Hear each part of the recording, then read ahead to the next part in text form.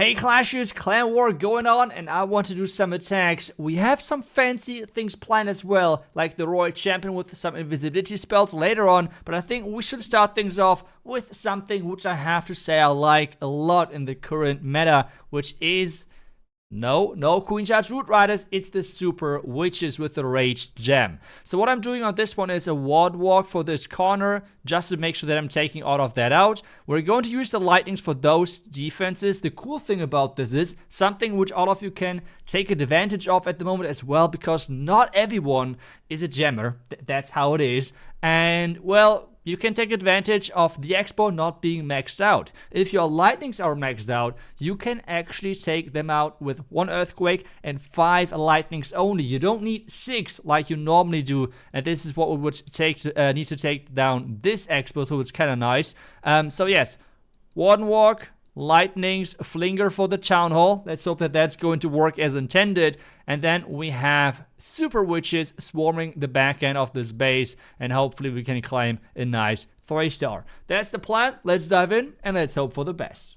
Okay, let's go. Selecting the correct siege. We have the correct siege, obviously then with the rage aura on that warden. Otherwise, pretty much the common equipment on the other heroes. But let's start things off with the Warden Walk. Then we're going to go for the lightnings and then for the flame flinger. I think that's the most efficient way of saving time. So let's get this right here. Healers in. I'm going to do like one sneaky goblin, see if there's any traps. It seems like a no. Then earthquake.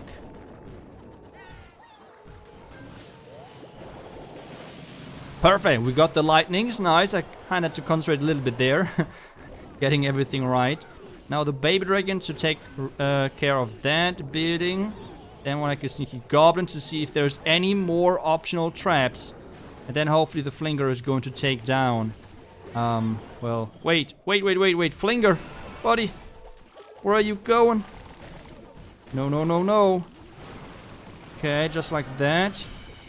Get everything in there, but Flinger, go for the town hall. That's your main objective. Come on, buddy, please. Make it work for me, please. Well, let's use that warn ability. Rage it up. Okay. Thank goodness that Flinger is on the town hall. Thank freaking goodness. Okay. Royal Champion early to make sure that we're getting the cleanup done. That's nice for us. Can rage again because I think that's the heaviest damage in that base with the monolith. We have to get into that monolith quickly now. Wait a second. My warden got sniped by the defending warden. What is that? My rage aura is just gone. That's not nice of... Come on. Let's place one minion. That was way too early. Oh god, what am I doing? Okay, one archer here. The witches are trying their best to get through the back end. But this won't be easy, guys. This won't be easy. What am I doing here? That is so painful that this one warden actually sniped off the... My attacking warden. That was really unfortunate, not gonna lie. But hey, another freeze. The flingers keep going. Can we just add this? Just like that. Royal Champion. Getting wrecked by the cannon. If I can take down the scatter, yes, perfect. Now the witches can reach most of the other stuff, which is good. My super minions are stuck on some skeletons, but they're doing work. At least a little bit. But now it's all about time. That warden. Like, I have 1 million. Like, does this ever happen to you guys? I have 1 million troops inside that core. Literally 1 million with like the spawn giant skeleton, the king, like the witches itself, everything.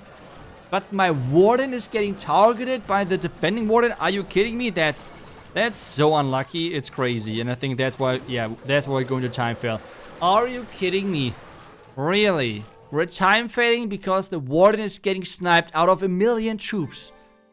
Well, let's get back to comfort and let's hope for the 3-star. Second attack will be versus the defending number 3, and this is right now a super popular base. I've used this base as well in Legend. It has defended great, but now it's just too popular. Base builder is Yo-Yo 23 from Tribe. He is just insane with those bases. And we're going to attack this base with Queen Charge Root Riders. The approach is kind of like this. You're starting with their queen, try to wall break her in, flame flinger from the top at the same time, funneling those for bidding with the Bay Dragon, and then send the king into this town hall compartment. You can take down the town hall really easily, and then while the queen is slowly making her way towards the top side, well, you can start the Root Riders in between, and they will then just join up with the queen in the end. This is the overall approach. Let's see if I can get this 3-star in and make sure that this is another base which is going down. Okay, let's hopefully get a nice 3-star versus this base. The important thing, correct siege. There we go. As well, if you're wondering, I have the arrow equipped because I jammed the arrow in one of the latest videos to maxed. And the DPS on level 18 is the same bonus DPS as, for example, the archer equipment on level 15 has. This is the only reason why I'm using the arrow equipment on this queen on this account. Otherwise, if you have the same level on your queen with the archer puppet and the healer, archer puppet and the arrow equipment, then always use the archer. It's just way, way better. But for our specific case right now, it is not because, well, I have gemmed quite a bit.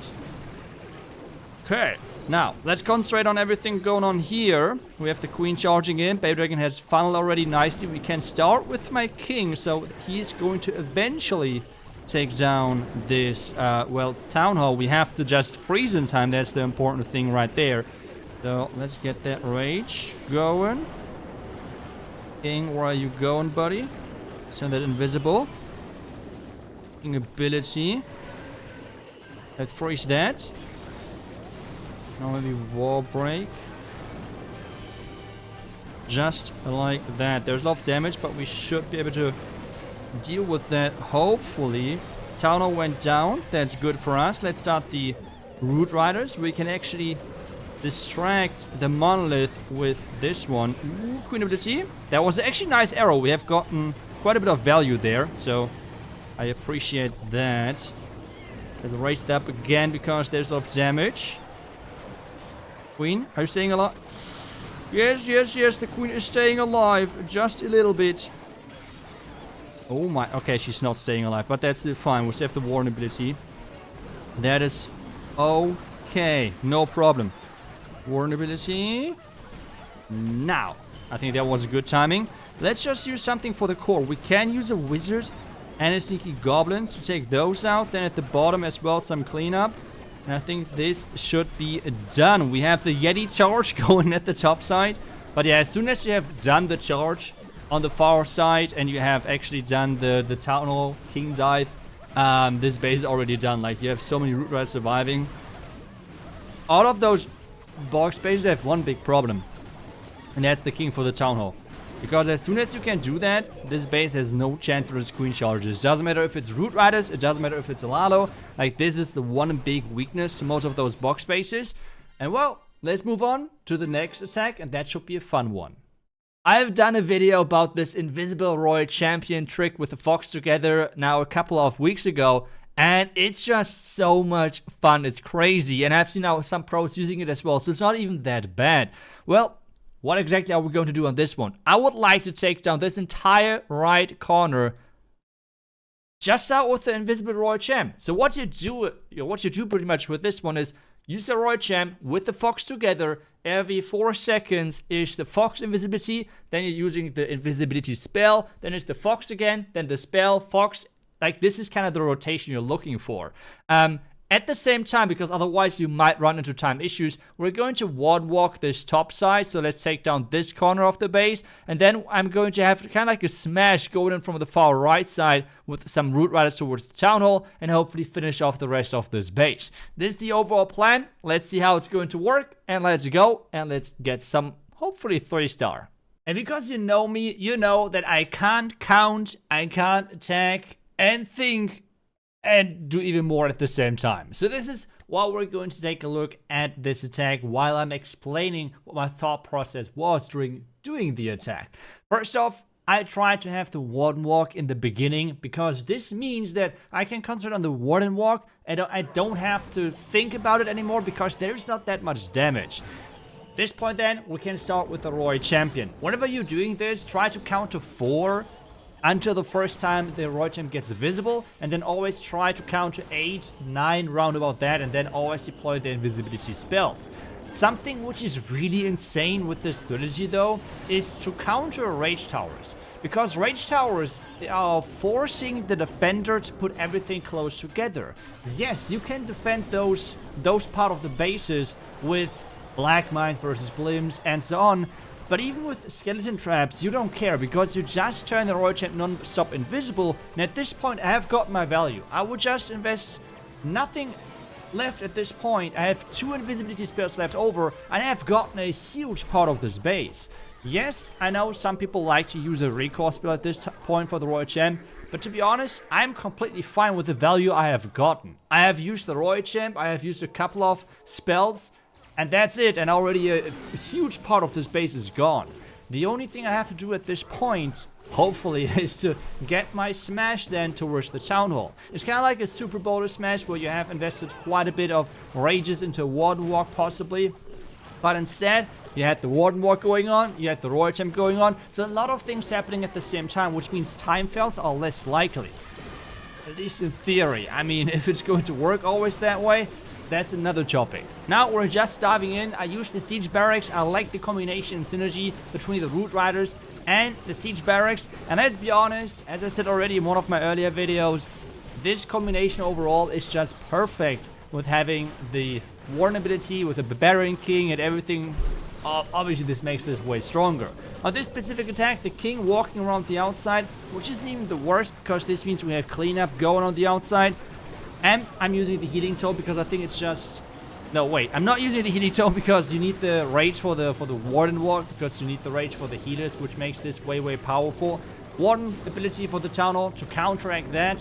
And then, because we did the Warden Walk at the same time as the Royal Champion, well, this is going to be a nice 3-star. You can tell it already by now. I have to say, with doing this now a couple of times, I did it already a couple of weeks ago, as I already said, and now doing it again, I have to say this is a serious, insane strategy, especially to counter Rage Tower bases. I can highly recommend this to everyone, and I have to say this is quickly becoming one of my favorite strategies to use for Clan Wars, where you can actually plan out the attack.